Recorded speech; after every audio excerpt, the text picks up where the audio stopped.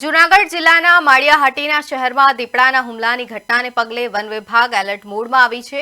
હુમલામાં ઈજાગ્રસ્ત બનેલા વ્યક્તિને પ્રાથમિક સારવાર આપ્યા બાદ વધુ સારવાર માટે જૂનાગઢ સિવિલ હોસ્પિટલમાં રિફર કરવામાં આવ્યા છે। ઘટના બાદ વન વિભાગે તાત્કાલિક રેસ્ક્યુ ઓપરેશન શરૂ કરીને દીપડાને પાંજરે પૂરવા માટે હુમલાના સ્થળ સહિત આસપાસના વિસ્તારોમાં પાંજરા ગોઠવી દીધા છે। સાથે જ દીપડાની હિલચાલ પર સતત નજર રાખવા અધિકારીઓ અને કર્મચારીઓની ટીમોને તૈનાત કરવામાં આવી છે।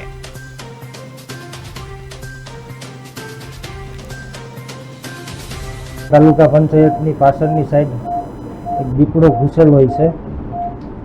ત્યાં દિવાલ ઉપર બાઇટ કરી લીધી, હાથમાં નોર મારી લીધો, ત્યાં નીચે પડી ગયો અને પગમાં ફ્રેક્ચર થઈ ગયું। બે બાજુ દિશા હતા, દિવાલમાંથી પથ્થર જોવા સડ્યો હતો, ત્યાંથી દીપડે બલાગ મારી એટલે હાથમાં નોર મારી દીધા અને અત્યારે અમે જુનાગઢ આવ્યા એને હારા નોક પડી ગયો, પગમાં બહુ લાગેલું છે। દીપડે ત્યાંથી બાજુમાંથી ખડ મારી છે, દુસામાં ખબર નહોતી, પરબારી ડાઈ મારી એને પાડી દીધો હેઠો।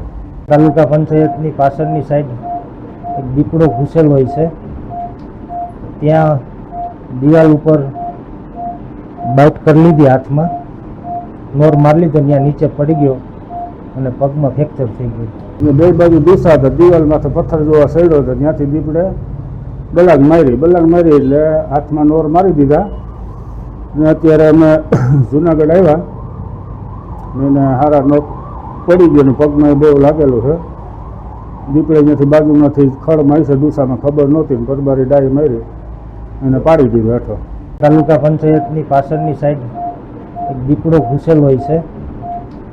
ત્યાં દિવાલ ઉપર બાઇટ કરી લીધી, હાથમાં નોર મારી લીધો, ત્યાં નીચે પડી ગયો અને પગમાં ફ્રેક્ચર થઈ ગયું। બે બાજુ દિશા હતા, દિવાલમાંથી પથ્થર જોવા સડ્યો હતો, ત્યાંથી દીપડે બલાગ મારી એટલે હાથમાં નોર મારી દીધા અને અત્યારે અમે જુનાગઢ આવ્યા એને હારા નોક પડી ગયો, પગમાં બહુ લાગેલું છે।